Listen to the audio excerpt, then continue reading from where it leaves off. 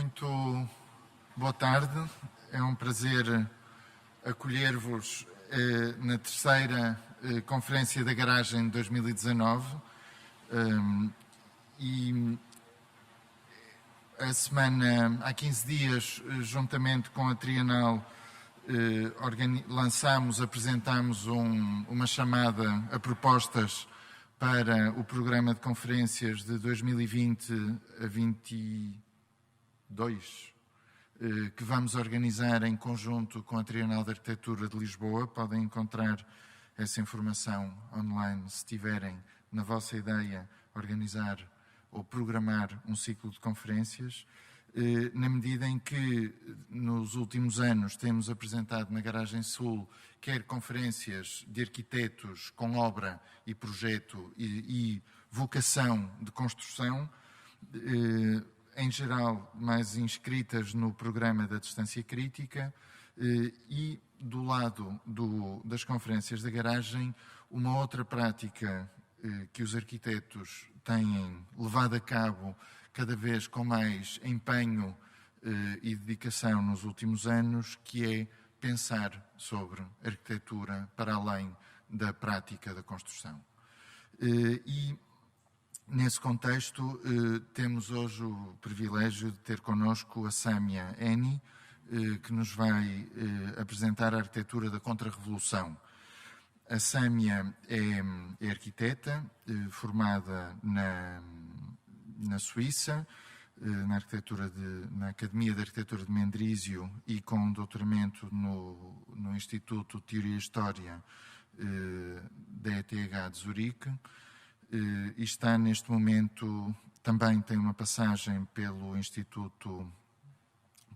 Institute de Roterdão e pela Holanda, e está neste momento a ensinar em Cornell, nos Estados Unidos.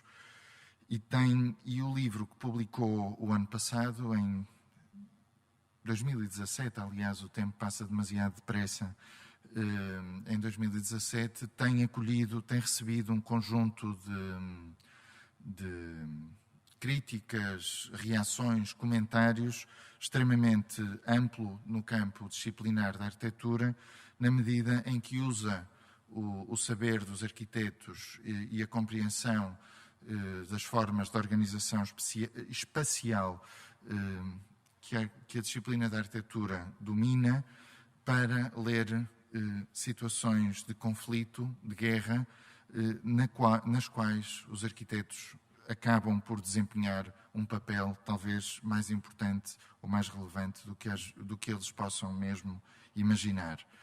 E por isso é um prazer trazer cá hoje mais uma arquiteta que tem explorado estes caminhos da arquitetura como forma de pensamento e como forma de descoberta do mundo. Vamos fechar este ciclo de conferências no próximo dia 25 de junho com outra arquiteta, a Catherine Mosbach, que vem de Paris mostrar um conjunto de projetos e não só, de arquitetura paisagista, num momento também em que a própria relevância da arquitetura paisagista em Portugal tem vindo a ser posta em causa. Não foi pensado, a programação não foi pensada nesse contexto, mas acaba por se revelar oportuno. Creio que vale a pena também recordar-vos que daqui a 4 semanas, rigorosamente, no dia 18 de junho, vamos inaugurar a exposição Os Ossos da Arquitetura. A exposição, agora patente, encerra este domingo, e a exposição que se segue na garagem é dedicada à construção e à forma como a estrutura dos edifícios dá forma e dá sentido à construção do espaço, a partir da experiência e da prática de 7 ateliês europeus, da Dinamarca à Suíça, de Portugal à Espanha, de França à Alemanha, entre arquitetos e engenheiros, como é que os ossos da arquitetura constroem uma eventual arquitetura europeia nos dias que correm. Samia, sorry I was not only presenting you, but also giving the context of your lecture here in Garagem Sul and CCB, and also presenting the exhibition that will be opening in 4 weeks now, the 18th, but also telling that we are very pleased to have you here to present your work on the architecture of counter-revolution. So please be very welcome and help me welcoming Samia to Lisbon.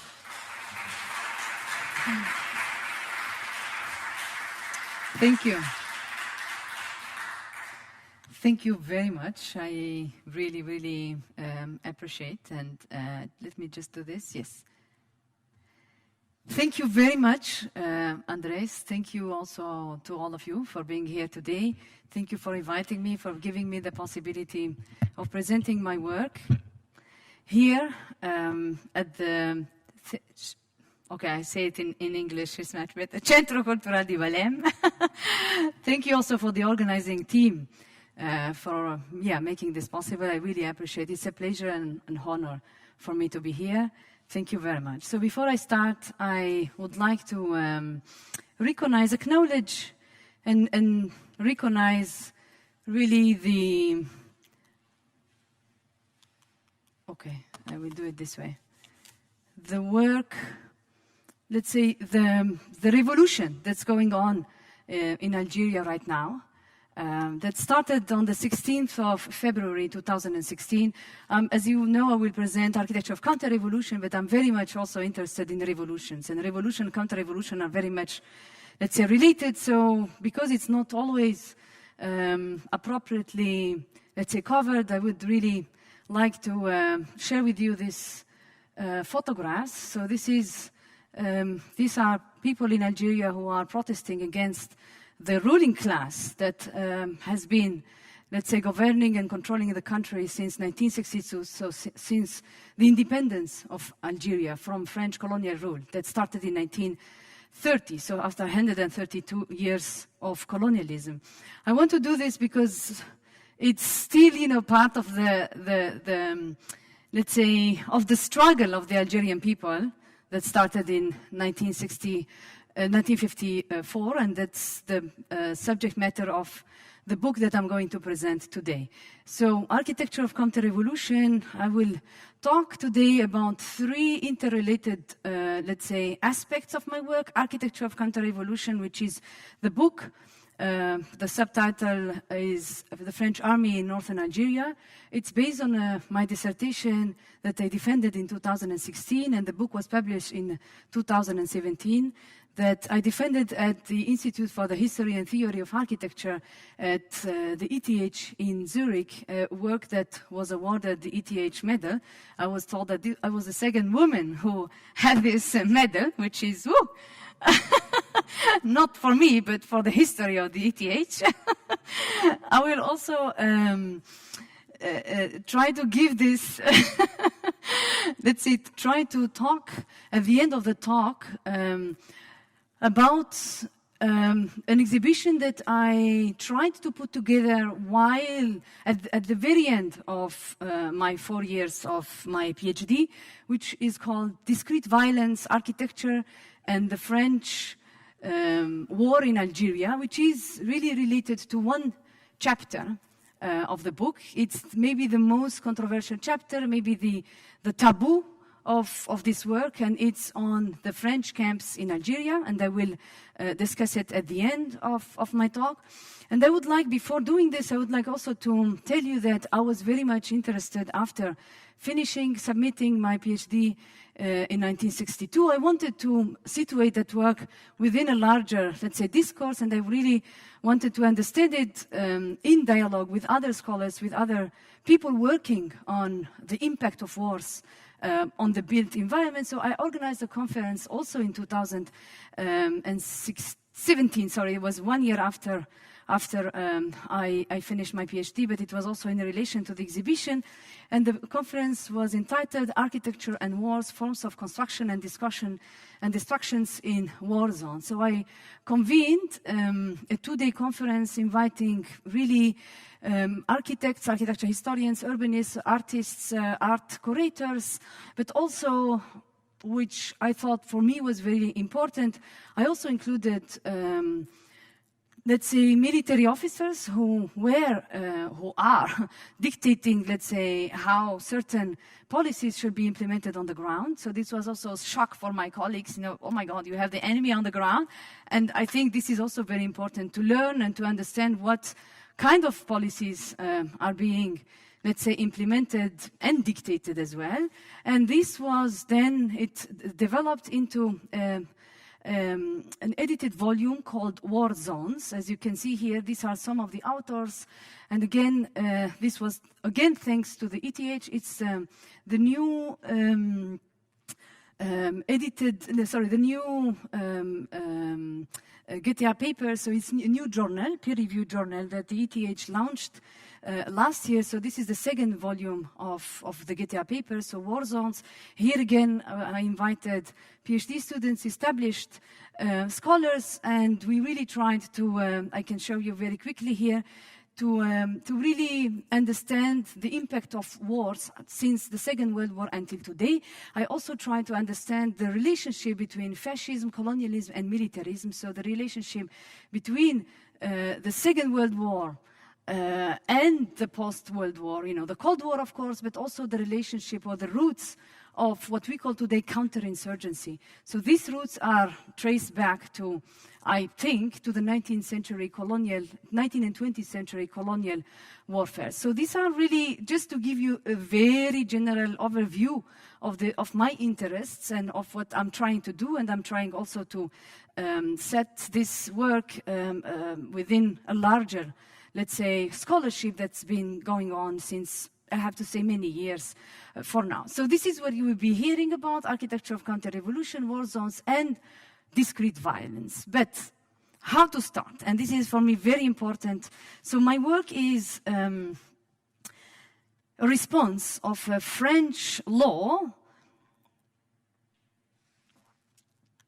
that was decreed on February 23, 2005. On that day, the French Fifth Republic, under the presidency of Jacques Chirac, decreed the law number 2005-128 on the, I quote, the recognition of the nation and the national contributions of rapatriés in French, but in English, repatriated French. Article 4 mandated that teachers must teach students about, I quote, the positive role, and of quote, of French colonialism, particularly in North Africa. That is to say, in French departments of Algeria, the French departments of the Algerian Sahara, the French protectorates of Morocco and Tunisia, and to acknowledge, I quote, the sacrifices of the French officers who served in these territories.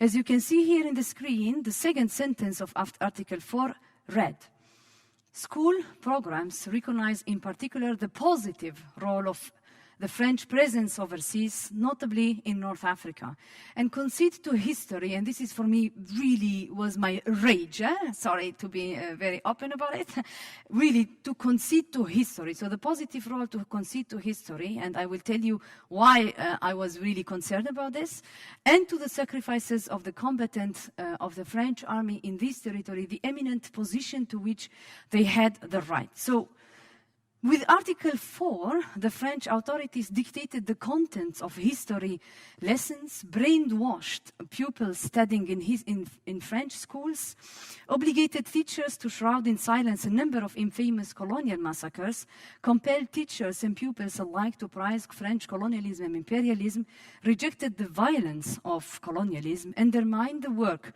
of historians and their ongoing debates, offended all those who had lived or still live under a colonial regime, overlooked the accountability and responsibility of the French and civil and military authority, including the crimes of the French paramilitary terrorist group known as the Organisation of the secret army. These are only a few of the consequences of this term, positive role and the role of history. So in the wake of a swift avalanche, so there were really many protests, international reactions and debates and condemnations, which were particularly centered on the Algerian Revolution or the Algerian War of Independence. It depends on which side you review it. The French authorities removed with some difficulty the aforementioned sentence of Article 4 from that law on February 16, 2006, that is to say 1 year after its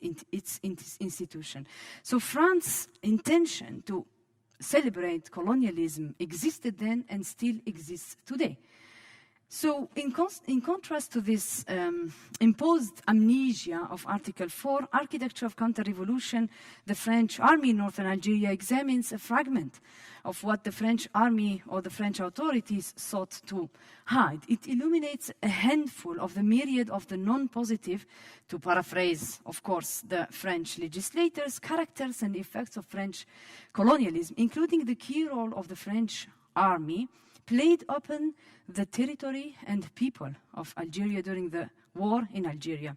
As I said before, Algeria was France's longest colonial presence in North Africa, so it began in 1830. Yeah? So you see just the importance of that territory. But the term war was not recognized until 37 years after the ceasefire in 1962.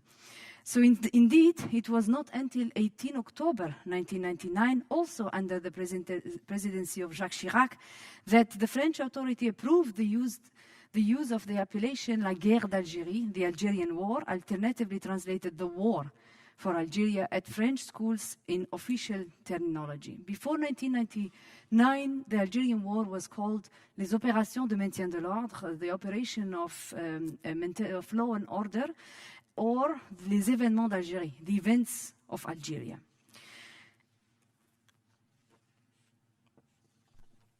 So the book engages with the built environments that were designed and constructed during this very contested war, which bore various names: the Algerian Revolution for the Algerian people, the Algerian Question for the United Nations General Assembly, the events of Algeria, as I mentioned earlier, the Algerian War of Independence for the French government from 1999 to this day,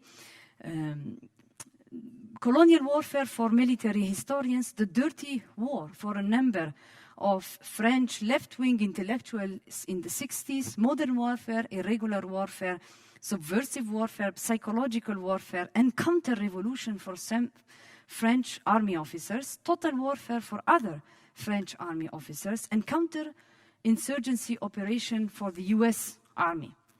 Waged against the tumultuous backdrop of the Cold War, this armed conflict began in November 1954 and ended in July 1962. This was not the first war in Algeria's colonial history, but it was certainly the war that ended 132 years of French colonization of Algeria. It was not only a war between French officers and the Algerian Armée de Libération Nationale, the armed wing of the Algerian Front de Libération Nationale. It was also a conflict between the French civil and military authorities, among French officers, between the French left and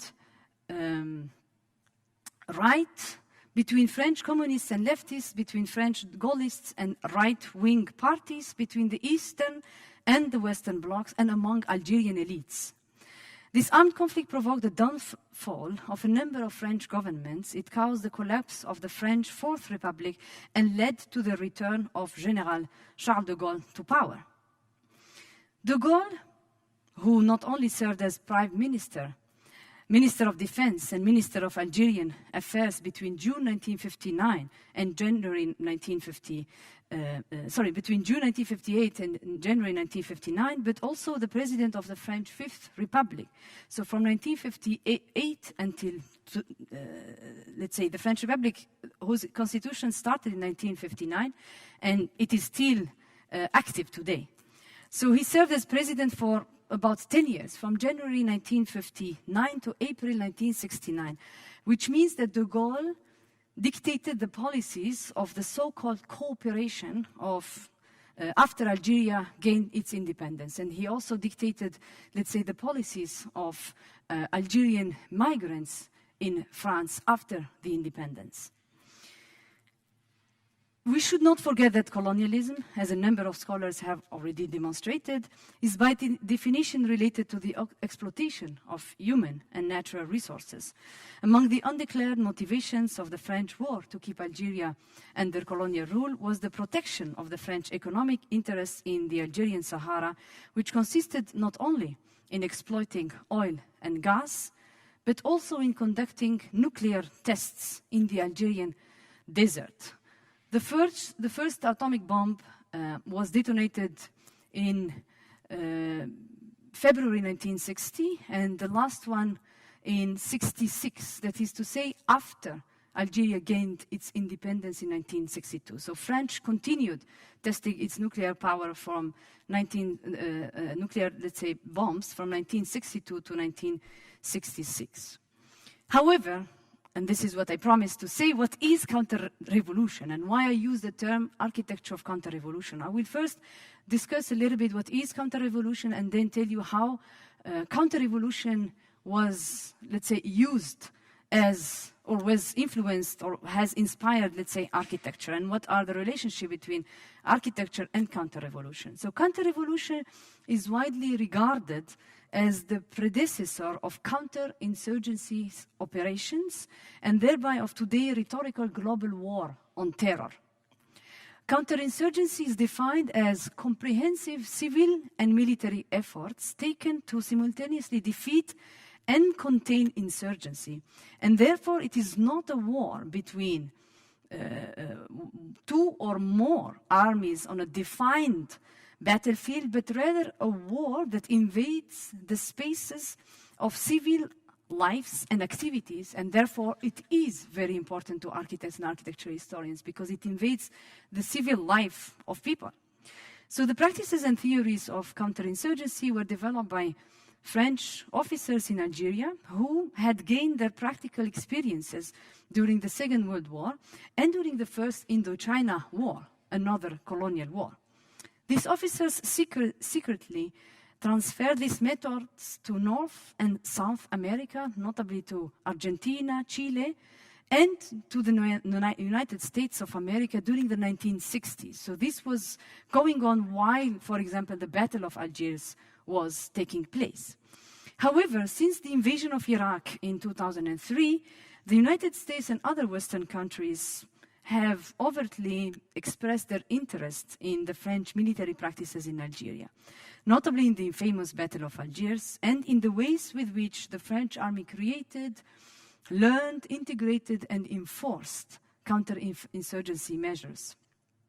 To grasp the extent of counterinsurgency / counter-revolution, I would like to quote the definition of total warfare that the French Colonel Lacheroy, head of the services of psychological action and intelligence at the French Ministry of National Defense, provided when he delivered a lecture to an audience of 2,000 officers in the Auditorium de la Sorbonne in Paris, entitled La guerre révolutionnaire et l'arme psychologique, revolutionary warfare and psychological weapon.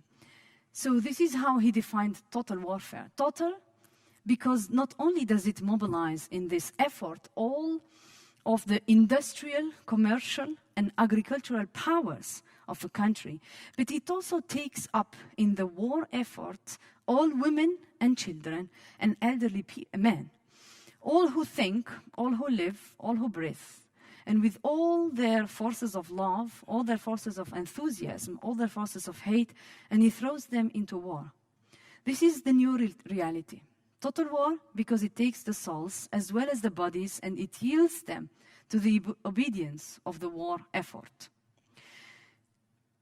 Architecture of counter-revolution dismantles the effects of this measure on the transformation of the Algerian territory and reveals the politico-socio-economic meanings of laws, maps, structures, infrastructures, shelters, and other buildings, and discloses how these groups and their broad network of actors embody what psychiatrist and author Frantz Fanon, best known for his 1961 book, The Wretches of the Earth, had called the psychology of colonialism.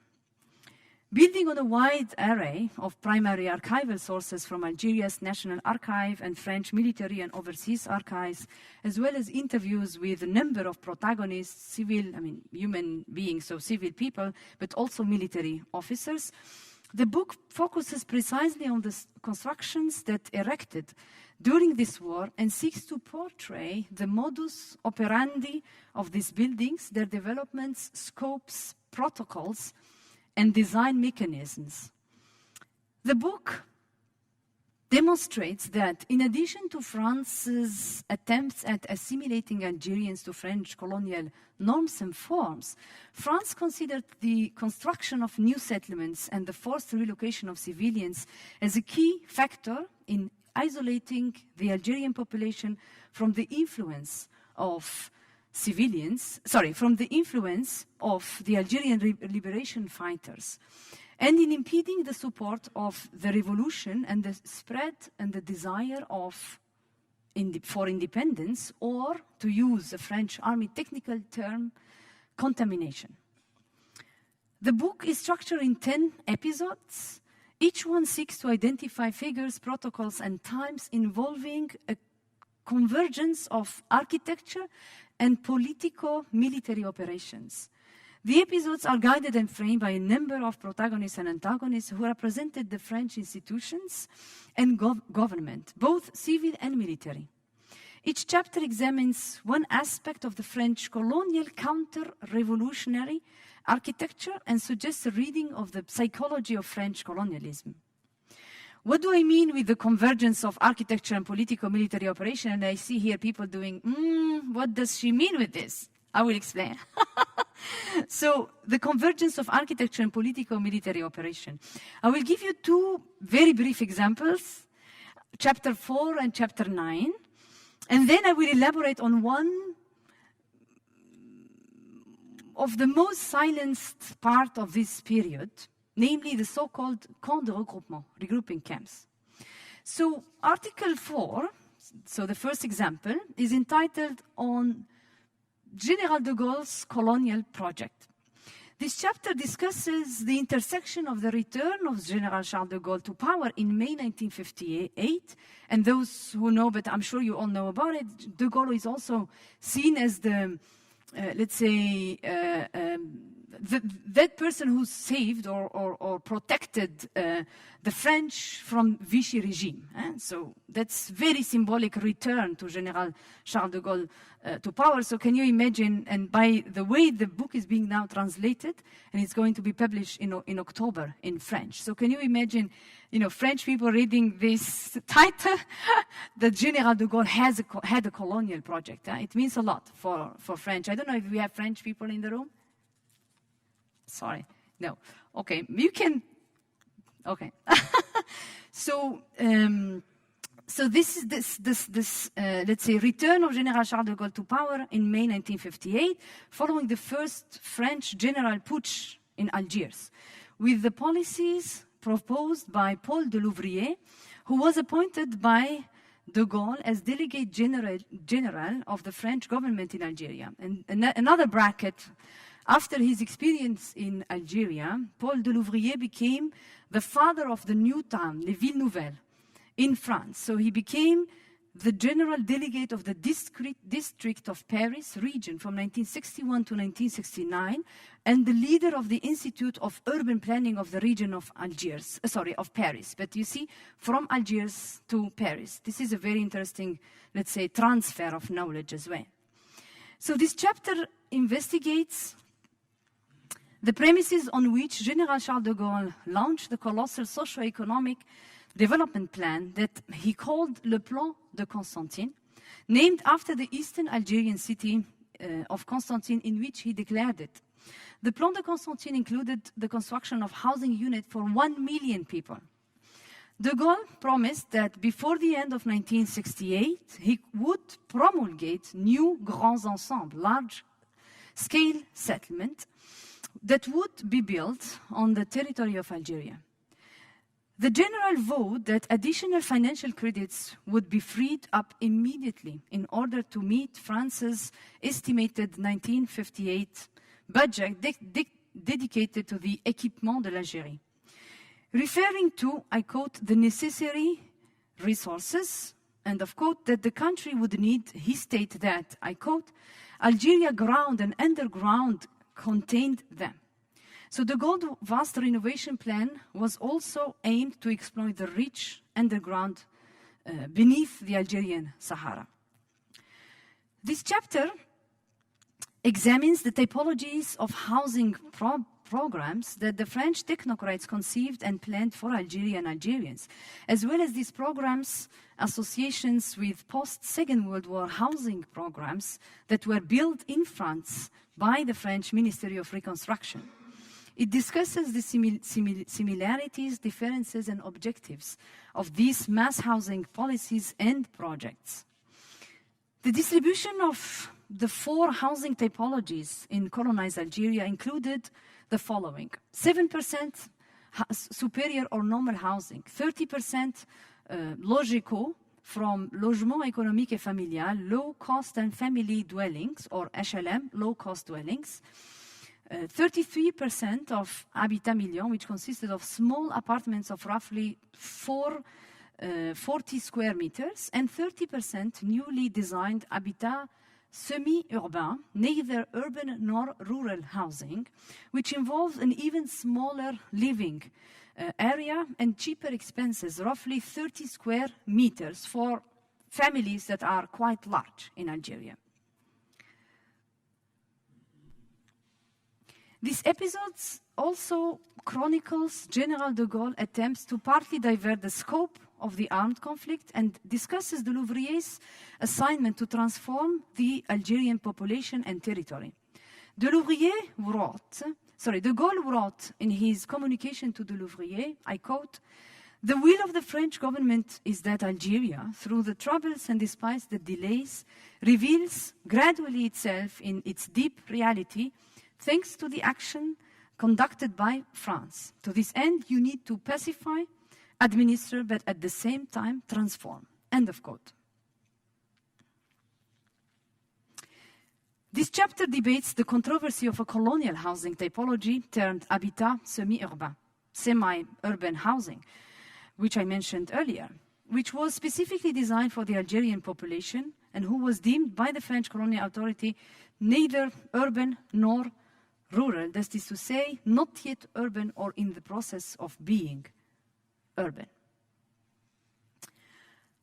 Another example of the convergence of architecture and politico-military operations can be found in Chapter 9, entitled Erecting Fortress Rocher Noir.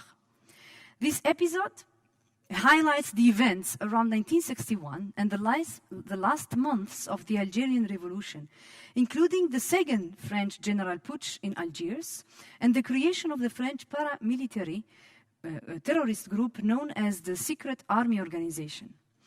The US was composed of French civilian and military officers and was supported by French and European people who firmly disapproved the policies of the Fifth Republic and its leader, General de Gaulle. The US carried out acts of lethal violence against civilians in order to prevent Algeria's independence and fiercely defended French colonial sovereignty over Algeria. This chapter illustrates how General Charles de Gaulle attempted to protect the French government in Algeria, its French civil servants and their families from the bloody terrorism of the US by designing and building a new capital city called Rocher Noir, Black Rock. The Black Rock was located about 50 kilometers east of Algiers, near the Mediterranean Sea, the French Air Force base at Reraya, and the international airport of Maison Blanche. This episode examines the unprecedented rapidity with which the French bureaucratic machine was suddenly able to design a new town in less than 8 months, from February to September 1961. Designed by French Beaux-Arts architect Louis de Hoym de Marien, winner of the Grand Prix de Rome in 1951, who is well known in France for his co-design of La Tour de Montparnasse in Paris. Rocher-Noir was one of the most protected construction sites in colonized Algeria. After its partial completion, it became one of the most surveilled settlements in colonized Algeria. With an area covering 300 hectares, the fortified administrative city was expected to contain offices and 7,000 housing units for a population of 30 to 35,000 inhabitants. The majority of this ambitious project was realized, as you just saw on this screen. Jean-Jacques Delue, a Swiss-born architect who was in Algiers while this city was being built and who provided his interpretation of this project in his article entitled Algiers 1962 Heritage, criticized the authoritarian planning and mediocre architecture of, as he called it, the technocrats of the De Gaulle regime. So this is what Jean-Jacques Deleuze said. While the metropolitan area was living amid the turmoil of the putsch, assassinations and repressions, the growing rumor of the Muslim population rising from the ghettos and the carcasses of abandoned buildings marking out the entire suburban landscape, Rocher-Noir lived day and night in the fever of a delirious construction site, which was effectively completed within the allotted deadlines. Then the city became that which it was planned to be, a ghost town abandoned in a grandiose landscape, but without poetry, without architecture, without history. This long but significant and comprehensive quotation reflects not only the politico-military complexities of the conditions in which Rocher-Noir was hurriedly built after and despite all other projects, but also the mediocrity of its master plan and its architecture.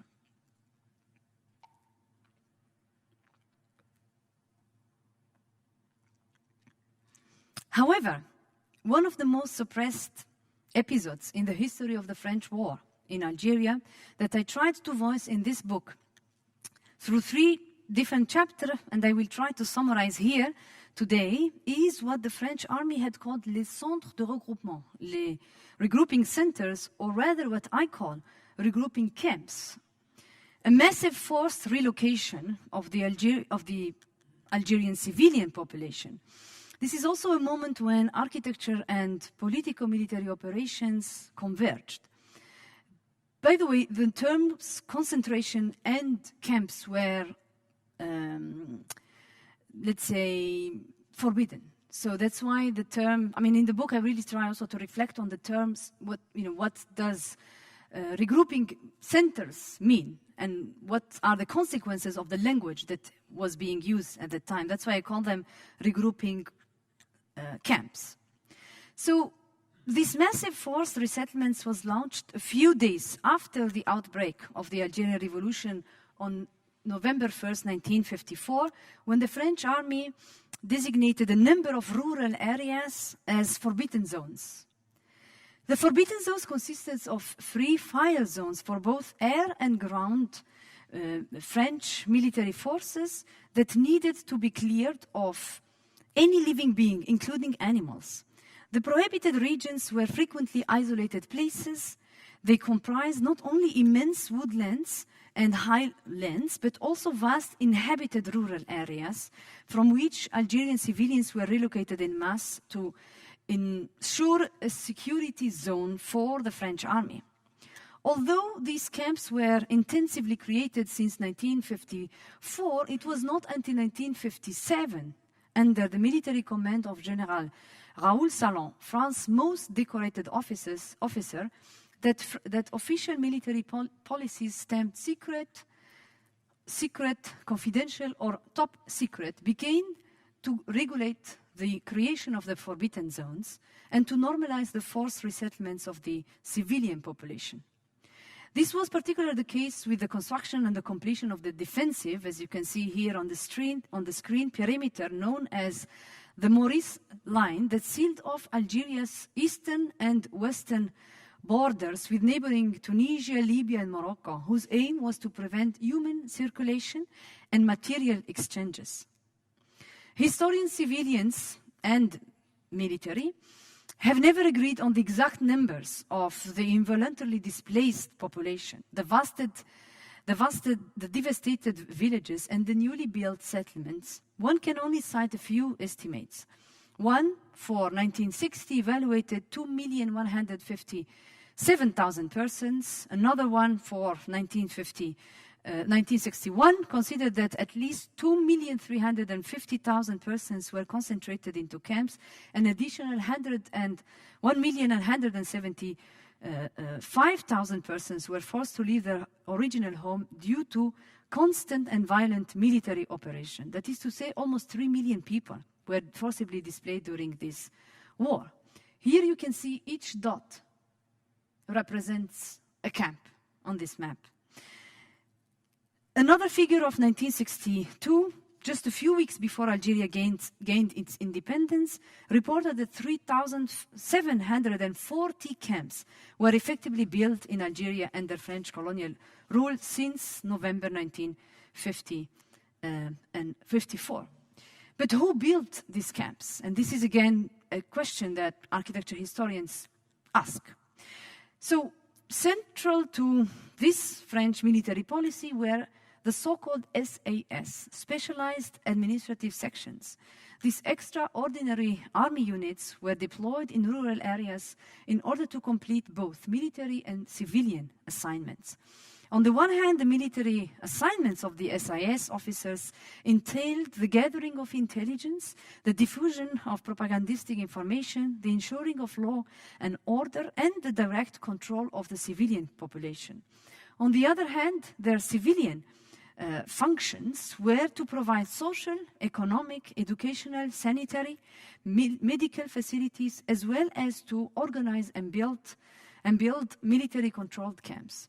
By the end of 1961, there were more than 700 SIS in the great areas of Algeria's countryside.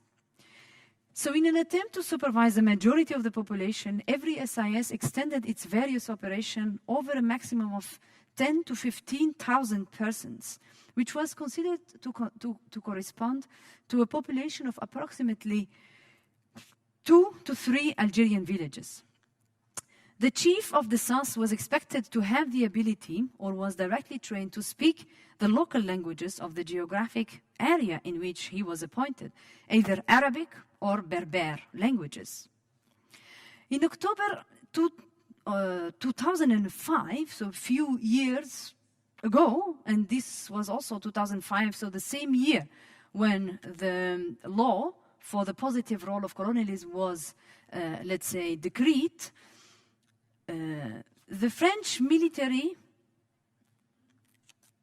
Army Center for Force Employment Doctrine under the French Ministry of Defense released a thick study called Specialized Administrative Section in Algeria, an Instrument for Stabilization.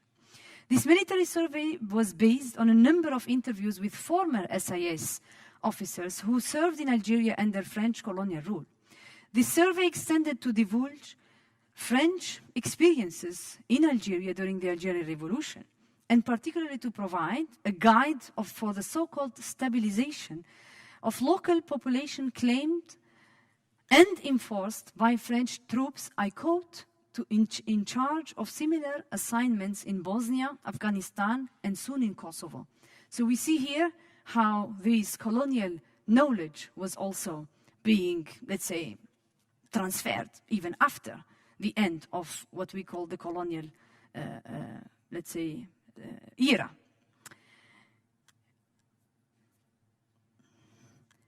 So as asserted in these 2005 military guidelines, the SIS were the direct successors of the 19th century Bureau Arabe in French departments of Algeria, 20th century Affaires Indigènes in the French Protectorate of Morocco, as well as famous military colonial officers, notably Thomas Robert Bugeaud, who was the Marshal of France and former Governor General in Algeria, and Hubert Lyoté, French Army General and former Resident General in Morocco.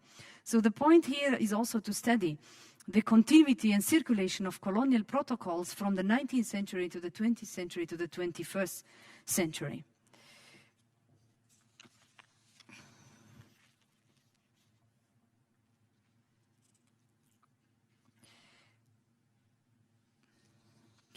But in April 1959, French newspaper leaked the existence of the camps and provided an unprecedented media coverage. So it means that before 1959, the camps were top secret. So the French, let's say, public opinion was not really aware of the existence of the camp. So this was a very important moment, and you will understand a little bit later better when I talk about the exhibition. Because this was really a very important moment when these camps were all of a sudden, let's say,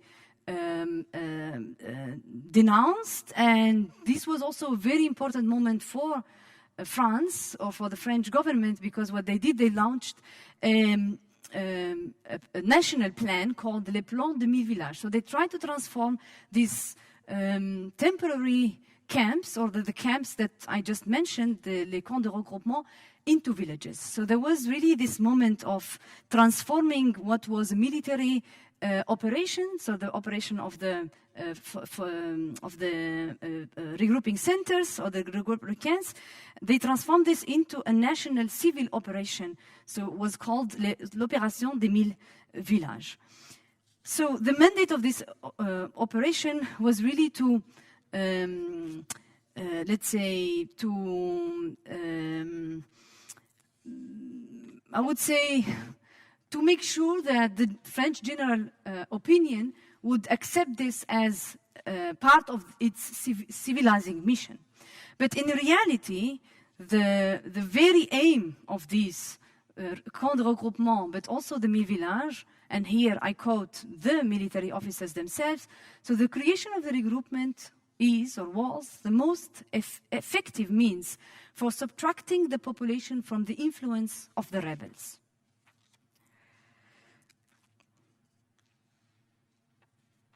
I will show you here very quickly how they transformed camps into villages. They appointed planning technicians, as military officers called them, to design new settlements for the forcibly relocated population. The French colonial authority also established mobile teams comprised of a military officer and 2 skilled professionals of rural planning, which they called mobile rural planning teams. Whereas the camps were often surrounded by barbed wire fences and watchtowers from hence armed guards were ready to open fire, the 1000 villages were intended to look like planned rural settlements. The location of both the camps and the so-called villages were, however, strategically selected. A strict gridiron plan was frequently employed in order to enable military surveillance and to facilitate the enforcement of law and order. The ideal site, as you can see here, was undoubtedly the plains, far away from the remote mountainous topography that was typical of Algeria's rural areas and where the forbidden zone were located. So this book seeks to demonstrate that during the Algerian War, Algeria's territory served not only as a warfare theater, but also as a breeding ground for new buildings and infrastructure that had been designed to oversee, administer, and assimilate Algerians to French colonial rule, as well as to protect the French civil servants from the terrorism of the opponents of Charles de Gaulle. But in contrast to architecture research that is conducted in peace zones, research conducted in war zones and wars of conflict predominantly implies inquiries into the politics and psychologies of such design spaces, buildings, territories, mechanisms, and their architects in the sense of creators as well as designers. It is not surprising that the fragmented, declassified military archives do not provide access to the maps or plans that may have served for the destruction or construction or defense of given area. nor do these orchestrated sources offer any visual record that might represent the nature and persecutions of military special counterinsurgency operation. Instead, the majority of the surveys, photographs and fields were commissioned to produce meticulous propaganda images and were put in place to ease the escalating national and international criticism against the French civil and military policies in Algeria. Therefore, this research had also delved into the vast collection of French military aerial photographs that resulted from various reconnaissance missions during this war. So the controversy of these audiovisual documents concerned me and inspired me while I was writing the book. So I tried to organize an exhibition that I called On the Story of the Camps, and try to communicate this also to a wider audience, not only to architects, not only to architecture historians and architecture students, but also to a wider audience. So the exhibition, Discrete Violence, Architecture and the French Army in Algeria, features how and why the French army forcibly displaced millions of Algerians in colonized Algeria during the Algerian Revolution. It juxtaposes the evacuation of the Algerian rural population, the building processes of the camps, the living conditions in the camps. The exhibition started at the ETH in April 2017 at the Institute for the History and Theory of Architecture. Then it traveled to the New Institute in Rotterdam, the Archive Cabinet in Berlin, the Graduate School of Architecture in Johannesburg, La Colonie in Paris, Viper Gallery in Algiers, in Algiers. You see my let's say, next stop is going to be Constantine, Algeria, but it was the Viper Gallery in Prague, and it was very recently at Cornell University, so it ended in April 11. So over 4 years, I gathered a variety of sources, civil and military, public and private, films, photographs, archival, textual documents. Some of the sources come from the cinematographic services of the army, a French military institution created in 1915 during the First World War in order to produce and orchestrate the circulation of audiovisual war information. Today, the SCA is called the ECPAD, Audiovisual Communication and Production Organization of Defense, and is still active in war zones where the French army is active, for example, in Mali. So they still produce these photographs. So one of the aims of the exhibition was to attempt to depropagandize these records and create tensions and relations among different voices, stories, and fragments. Discrete violence unfolds the intrinsic relationships between architecture, military measures, colonial policies, and planned production and distribution of visual and textual records. It is an exhibition that asks the visitor to engage, to study, to listen to the silence of the video's propaganda. The sound was intentionally removed, to read the military directives and orders that were secretly released during the French war to keep Algeria under colonial rule. I have also highlighted in pink some of the most controversial, let's say, aspects, to pay attention to the language and terminology used by the French army and by French journalists writing for left and right-wing newspaper. As you can see on the wall, you only have those newspaper articles, the 1959 media scandal that really denounced the outrageous conditions in the camp, and to look very closely to the photographs that document the making of these propaganda audiovisual documents. Discrete violence challenges visitors and incites them to engage with the exhibition in order to understand the order or disorder of things. It does not show violence, but rather it portrays it. It does not reproduce propaganda, but it makes use of it against itself. It does not create effects, but incites effects. To conclude, I would like to return to my introduction to Article 4 of the Law 2005-128 on the recognition of the nation and the national contribution of repatriated French. So both discrete violence and architecture of counter-revolution act against the imposed amnesia of Article 4. And they both examine only a fragment of what the French authorities sought to hide. They both eliminate a handful of a myriad of non-positive, to paraphrase the French legislators, characters of French colonialism. Thank you very much for your attention.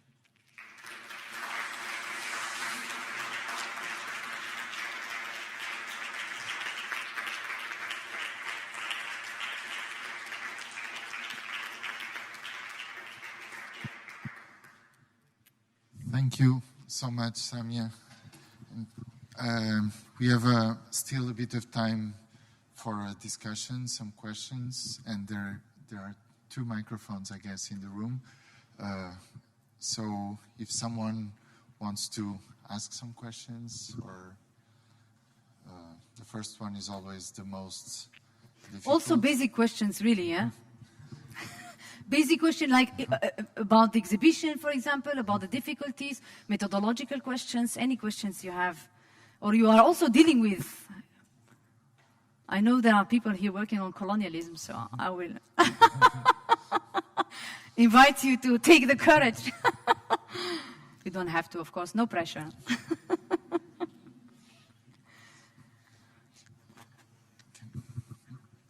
So if here. We have one.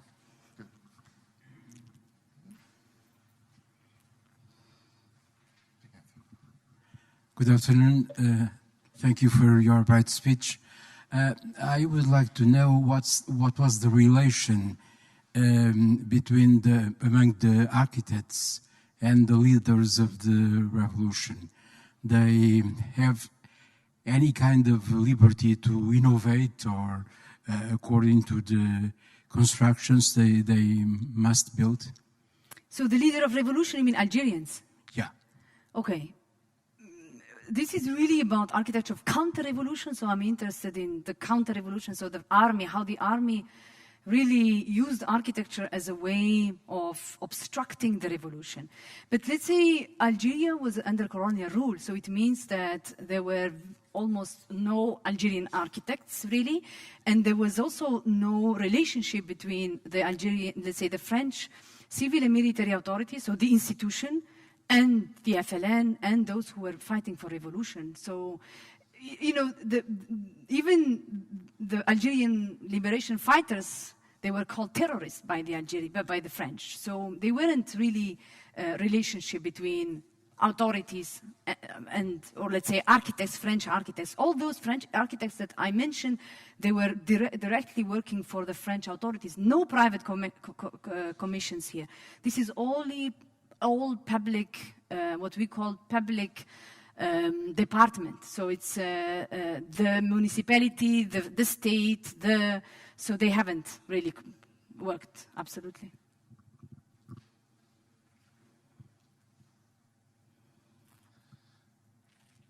And how?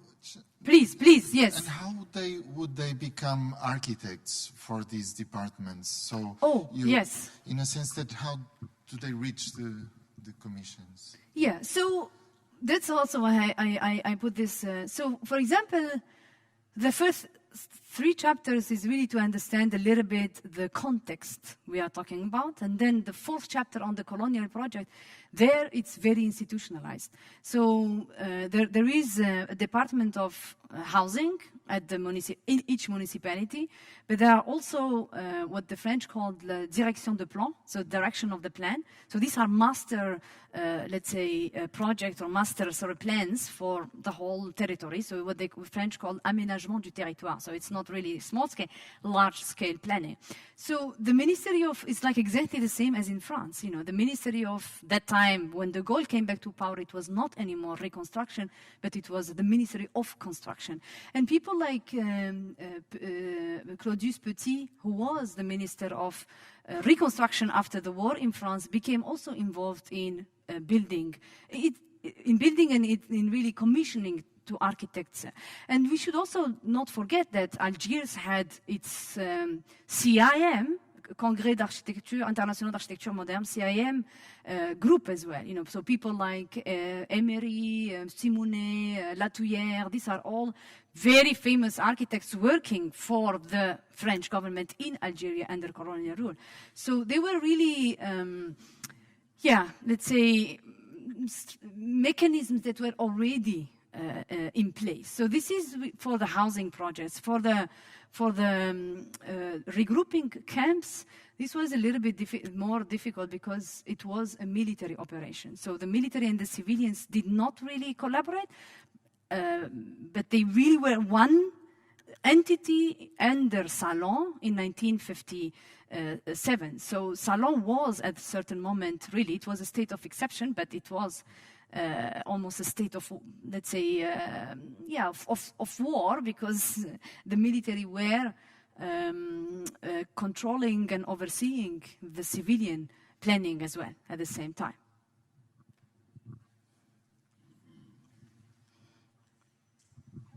Samia, thank you very much for your presentation.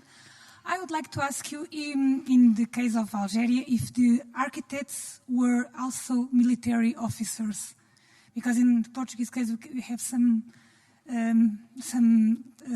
cases that they are the same. So this is one question, and the second one was, when we were researching, did you find some conflicts between the public works departments and the military departments? Yes.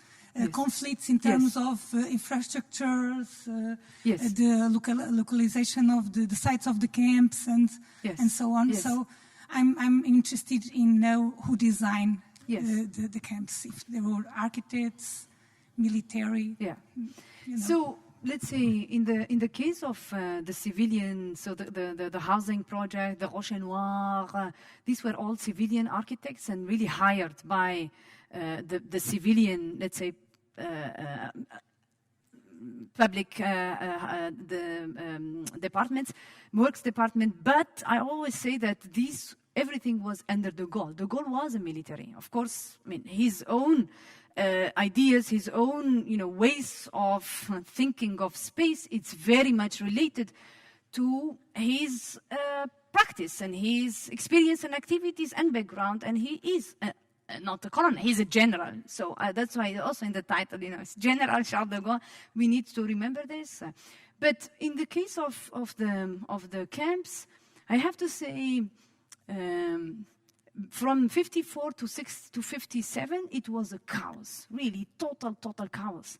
Then they did not, they didn't have really this mobile teams of planning, and so they did what they tried, what they knew. It was really let's say the authorities was given to this chef, the head of this SIS. Some did well, some did very, very, very badly, and people really died and lost their lives as well, because they didn't even have sets of, like food, because they moved these people in places completely remoted, so they were like no food, no water, nothing. But then, when de Gaulle came back to power and there was this media scandal, they really transformed these camps into villages. But I say they are not villages, they are still part of the camps, but now they are planned.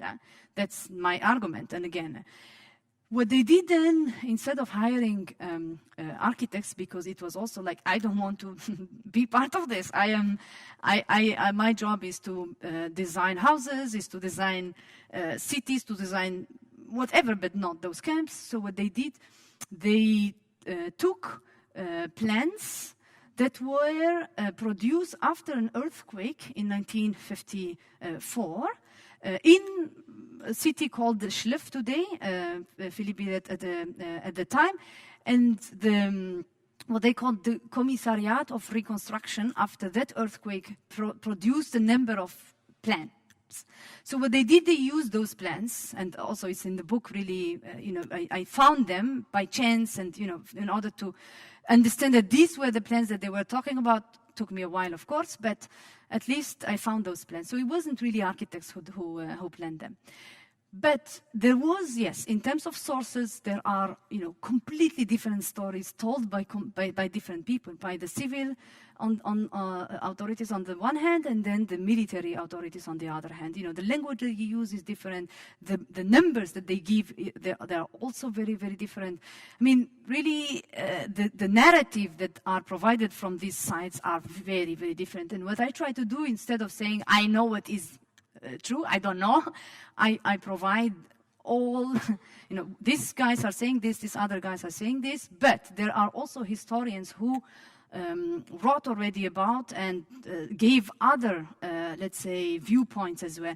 What I also did, I interviewed a lot of people. People, for example, in the case of the camps, people who lived in the camps, people who built the camp, people who photographed the camps.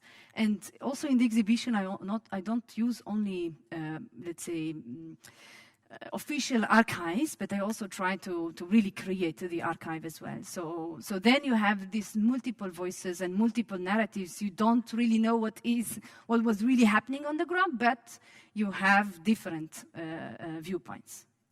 I hope I responded to yes, very good. First of all, thank you very much for this interesting, enlightening Thank you. lecture. I'm really much more looking forward to read your book. My question, or I would like, or maybe you can elaborate on what I'm going to ask. Yes. Was this architecture of counter-revolution a metropolitan attitude towards all the colonial territories? Or was Northern Algeria Yes. a special study case? If this was if this happened in other places, Yes. how this happened in other geographies? If you're trying to compare, if you looked at other examples of colonial Yes. territories of France? Yeah, I think, so let's say, before maybe I answer this question, I just, as a footnote, really the term counter-revolution was used among the French army during the war, and the war was not called a war, it was called les événements d'Algérie, events of Algeria and all that. But then when I start really reading let's say, the records, the archives by the military themselves, I understood that counter-revolution was a practice, what the army always try to do is to test. So it's the practice first, and then from the practice they write the theories. So they first tested, all kinds of operations and measures, and then they wrote. And they really they deleted, they forbade the term counter-revolution. Why? And that's why it's also in the title, because they said if we accept counter-revolution, it means that we accept that there will be a collapse of the current established power or the current established territory. So we need to call this insurgency and counter-insurgency, because revolution, it means that the established power will collapse. So this is also something that I learned while doing this, and that's why I somehow extrapolated from there and use it also in the title. So it's an architecture of counter-revolution. And here, the revolution for me is not only the French Revolution, but when I talk about the Rocher Noir, the OS was also a revolution. They wanted to, so this paramilitary terrorist group really wanted to collapse, to let's say, get rid of de Gaulle and the Republic and all that. So they also build against them. So you see how, so before the Algerian revolution, the French authorities really did what Fanon always described, the Manichaean world, compartmentalized world. You have what they call, the Medina, the Arab quarter, the Black quarter, exactly what Fanon describes in his book. And then the European, and all the cliches of dirty, clean, blah, blah, blah, blah. How we know all that shit, sorry to be very open. So that's how they, let's say, behaved before the moment of the revolution. Then, especially since de Gaulle, they understood that it's now a little bit too late. We haven't really considered Algerians as part of our let's say, population. So he also gave a talk and said that now we have one population in this country. We are all equal. This is unprecedented in a colonial, let's say, context. So in a way, before 1954, there wasn't really, architecture for everyone, for the people who are living there, for all. And it was not only, Arabs, but also Berbers and Europeans, all kinds of classes of Europeans, not only the French. They were really, the demographics of Algeria under colonial rule was quite complex. So for me, I wouldn't say that this was happening everywhere in other colonial, let's say, countries at all. But what is very specific is that architecture was all of a sudden, when I talk about architecture, it's really infrastructure, is also all kinds of physical manifestation of or physical transformation. So it can be also sealed perimeter, like really. So the territory and the transformation of the territory was really part of the war. So part of waging the war against those who were claiming for their liberation. So this is unprecedented because in many other, again, I think the British in Kenya with the Mau Mau, there is an excellent book that tries to compare the camps. The camps are somehow quite frequent in many places, and they kept also the U.S. Army tried, well, not tried, but built these camps as well in Vietnam. They call them the strategic hamlets. So this is let's say the camps were frequent measure against insurgency and revolution, but other aspects, for example, the bidonville, when I talk chapter 6, officers, technocrats and bidonvilles, here I try to understand how the slum was also, Algerian liberation fighters were living in the slum, so the slum became also very dangerous. So very dangerous neighborhood, so we have to get rid of the slum, let's build housing. Let's, clear really the absorption division, they clear and it came from the military, not the civilian. So I really found these directives, Opération Bidonville, and they said why they had to clear the slums. So this is for me, again, I cannot speak about every situation, but I think the camps were very frequent. Other aspects, I am not sure. You're very welcome.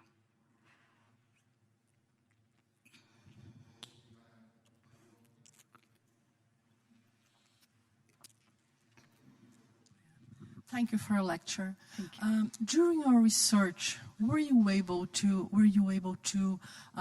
listen or to talk to people who lived in these camps, survivors? I did. It was a very, very, very traumatic moment. I mean, for them, of course, for me, that's for sure, but for them, I'm not a psychiatrist, so that's also my limits. So I didn't, before doing this, maybe I should say something. I start first to interview military officers, French military officers who are, some of them now are not passed away, who were like in their 90s. And I really, first when you say, hello, I'm an architect, I'm interested in this, I'm writing this about that. Like, hey, I have nothing to tell you. I am a military officer. I don't know why you want to talk to me. And I'm like, because I'm interested in, what you can remember about these spaces. Never talk about the camps because this is a taboo. So I send pictures, for example, about the housing, about maybe one of his colleagues who was maybe military and so on. So you have to establish this contact before they open their doors. So this was like my first trauma was when I started interviewing military officers. And they are like... very, very convinced about what they did even today, And they also treated me as, the Algerian coming here And somehow what they were telling me and how they were still like thinking about that country that belonged to them. I mean, really, it's one of them that told me, we will get Algeria back in like 4 years ago. It's like, okay. So this was like very, demanding process also for me to understand how do you deal with this information, how do you filter, how do you, do you want to tell this in your book? Yes, no. We have to negotiate all kinds of. So first shock and first really suffering was there. Then, of course, you cannot only have one side of the story. So then I tried to contact people who I know lived in the camps or were, part of the bidonville, lived or slowly. Was also very, very long process. At the beginning, no, it's really humiliating. We were treated very badly. I don't want to talk about this anymore, and why you are doing this? Just forget, move on and let's talk about beautiful things. This is like, okay, but it's not about beautiful, not beautiful. It's about memory. It's about forbidden, histories. It's about amnesia, is, and so on. So again, you also start building that relationship, and then they open also the doors, and it's horrible. It's really also very, very, big trauma, and some of them never talked about it. So what we tried as well to do is to draw maps, really memory maps, because words were too difficult. I did not, use any of this material because it's very, very sensitive, and they're still alive, and they were like, okay, please, we are doing this because we are interested in what you are doing, but this is private. And I'm like, oh, I respect it. Of course, this is all private. I'm saying it now. Are we recorded? Okay, I did not. But I didn't mention the names. Okay. But it was a big question in the exhibition. Should we include this? You should not. But then, it's so like obvious. You have this.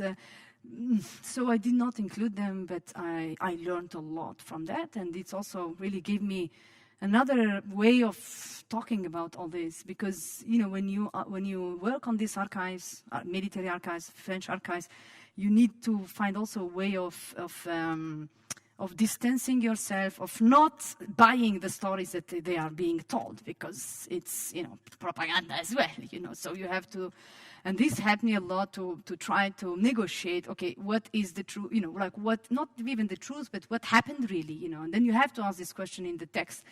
We don't know. This is what this paper with this article or this directive is being said, but I don't know if this has happened, yes or no. So this is all, it was a very, very demanding process. You're very welcome. I would like to ask you, how did the people who chosen to live in the villages? You spoke about the camps as a traumatic situation. Yes. This was a kind of promotion of people, a difference between under people and up people. Why did they chosen to live in these villages? Because I think they have social and sanitary better conditions, and yes, I mean what people. Was the great reason? The people didn't choose anything. I mean, really, these people, not. You mean the people of the camps and the villages? So this is like very systematic operation. So you see here this. Now I can use it. I don't know how, but okay, we cannot use it. But here maybe on. Yes. So you see here all these areas.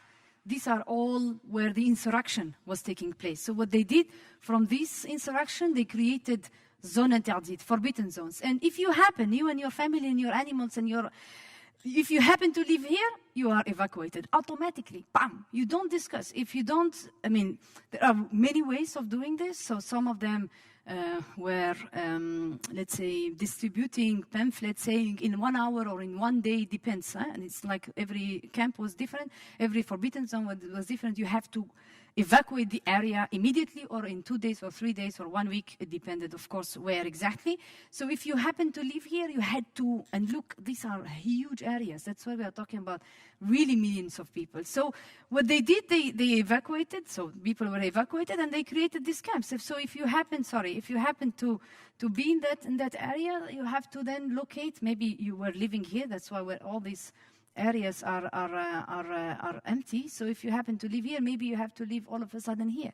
And you know, in terms of social structure, and in terms of the villages and how people lived and the families and, you know, the tribes and so on, this was all completely destroyed. So it wasn't really a choice at all. It was an enforced. It's a war. It's a war. Then when there was this media scandal, what happened then, and these were like, you know, some of them, and it took me also a while to find a watchtower. It was really almost impossible to find watchtower. So then after the media scandal, they started to, this is also not a village. I mean, it's not a village. I know the villages in Algeria, they are not like this. But anyway, so they called these villages. So these are new villages.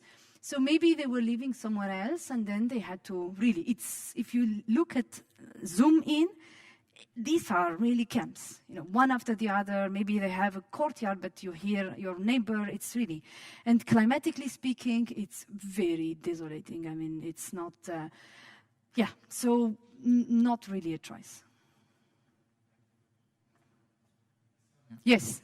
One last question to thank you again for the lecture and your presence here. But one thing that is visible, and you make it visible, explaining the book that now is going to be translated into French, showing the conference that you organized around the theme of war, showing the exhibition, and also detailing the research process. It's very visible that it's not only it's not a simple research topic, that you do the research, you find the results, and you are very happy with the results, or sad, or whatever. Yeah. But there is a real urgency in communicating the results of research, and there is a purpose on that, I would say. And eventually, I would like you to conclude this session if you would like to add something on the presence, on the contemporary presence of these topics. Maybe it's a bit too hot, but I know you don't refuse a challenge, so... Yeah, no, I think there are many, I have to say, many levels to answer your question. So first, as an educator, I teach. So I think as an educator, I mean, it's really our responsibility to unpack these histories. I think we are, I'm sorry, but I am fed up with canons and with the celebration of white, straight, male architecture. Really, it's we know it. I mean, this is how I learned also architecture, and again, I have nothing against white, male, straight men, so it's not a personal attack, it's more about the way that our societies and our people, our societies are so diverse and different and complex, and we need to include all those complexities in the teaching of design studios, because I'm always like, okay, history, yes, for sure, I do it in history and theory courses, but also I think in design studios, we need to find ways to teach and to open really the dialogue, you know, and also maybe sometimes not having answers. We don't know how to solve certain things. That's part of it. I don't know, you know, I'm not... So, yeah, as an instructor, of course, that's very important. As a writer, I think the text is very important. So, you know, when you write, you can, you have, I mean, again, it depends what's the audience, what's, but I think the text is very powerful, it's very important. What are modes of writings? Again, here, it's not about only a feminist or a feminine or a woman of color writing, but really, what are the possibilities of writing histories and theories of architecture that are also very inclusive and that are also maybe challenging and And yeah, without answers, but with very critical and important questions, and questions that are, I think, the current political landscape around the world is not very positive, also because we haven't done enough of the work of questioning our histories and what we did and we didn't do as well. I think if you do exhibitions, and we know how exhibitions are also important, so when you exhibit, when you show certain histories, and when you create these narratives to a wider audience, how do you also create those kinds of juxtapositions, viewpoints, and really possibilities of rereading and understanding ourselves differently in those histories that we want to show. I think exhibition is also very powerful, you know. Just to respond to your question, to your question about the people, those people who I interviewed came in Paris. Paris at La Colonie, they really, some of them were there. I mean, I saw them, and we didn't talk, and you know, we understood, but this is so important that their stories are being told not by them, but by somebody who is not, maybe, but they don't know if I am involved or not. But because other people who, you know, it's always the history of some people. Even if we talk about built environment, there are always people living in those environments. So for me, really, exhibition making is, you told me I have to conclude, okay. So the exhibition making is also highly important. It's really, you know, like if it travels, I did not plan it as a traveling exhibition. It traveled because people saw it and they were interested in having it. So it keeps traveling, and it is going to travel in the next year. So this is, I learned a lot from this exhibition and the traveling of the exhibition as well. And then, of course, we should not shy away, and we should really, I think, position ourselves and keep or accepting the change of ourselves and of our environment as well. I'm really against this, you know, box. This is everything has to fit here, and you know, as instructor again, you are shaping the life of B.Arch, M.Arch, and PhD students. You know, you can't impose. I think we need to understand what does it mean to, allow the voices to be heard. I think this is for me very important. I hope it's okay as a conclusion. Thank you very much for coming. Thank you.